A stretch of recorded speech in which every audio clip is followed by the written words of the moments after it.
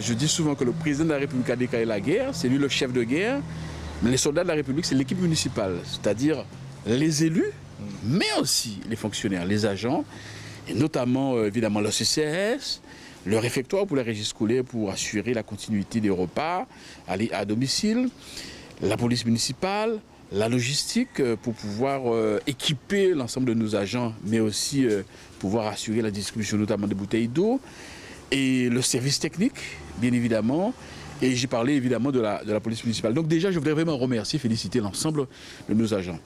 Deuxièmement, il était important pour moi, le maire, de passer, même si j'avais déjà félicité par d'autres voies, mais de passer directement, voir les services, voir de quelles conditions ils travaillent, est-ce qu'ils respectent les mesures strictes, parce que nous sommes quand même dans une crise sanitaire toujours, pour ce faire. Et ainsi, encore évidemment, les encourager et les féliciter. Et bien évidemment, je remercie la présidente du sénateur Lurel qui me disait qu'au-delà de ses fonctions de faire voter les lois, mais qu'il avait aussi cette mission de pouvoir évaluer les dispositions qui sont prises par le gouvernement.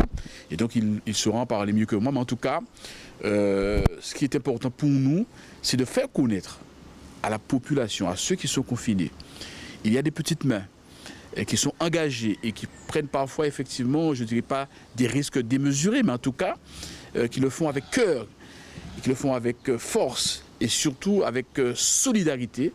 Et je remercie aussi toutes les associations qui, par ailleurs, bien évidemment, s'associent. Et d'ailleurs, je remercie même aussi d'autres candidats, parce que nous sommes quand même entre deux tours, d'autres candidats qui ont manifesté leur solidarité pour pouvoir apporter de l'eau ou autre. Je pense que c'est cette solidarité commune.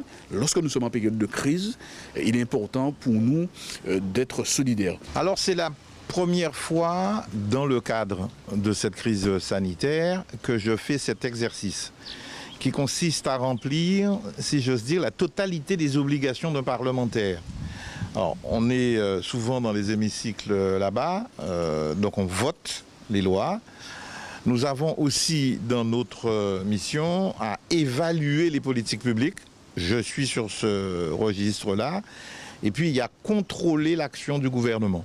Et donc on le fait souvent par des rapports d'information, par des questions orales, par des questions écrites, bref, par des courriers adressés aux uns et aux autres. Là, je suis venu voir aux côtés du maire Christian Baptiste qui m'a dit « mais puisque tu fais ça, moi j'ai déjà une opération qui est engagée ce vendredi matin ». Et donc je dis bon ben ok, c'est déjà prêt, je viens voir comment tu appliques les mesures pour lutter contre la crise sanitaire, comment c'est accepté par la population, comment mieux les adapter s'il le faut, si tant est que ces mesures ne seraient pas suffisamment adaptées à nos réalités, de faire donc cette évaluation-là, ce suivi-là. Je suis donc dans cet exercice-là. Et moi, ce que j'ai vu ce matin sur les différents services, service de la restauration scolaire, donc la caisse des écoles, où une brigade d'une dizaine de personnes est mobilisée, et ça, il faut les féliciter. C'est eux qui permettent la continuité des activités. Le service technique, les services techniques qui sont dans l'entretien des bâtiments. Sur le stade, moi j'ai vu des gens mobilisés après un mois et demi de confinement. Ils sont sur le pont. Ce sont les fantassins en première ligne qui travaillent. La police municipale qui n'a pas véritablement connu de confinement et qui ont travaillé sous réserve d'une personne. Ici, donc, la CCAS, le Centre communal d'action sociale, où on voit les difficultés de l'exercice, une commune de 25 000 habitants, le maire en est conscient.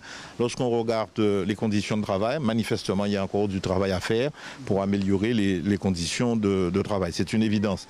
Mais surtout, bien évidemment, continuer et encore plus fortement à respecter strictement les gestes barrières, la distanciation sociale.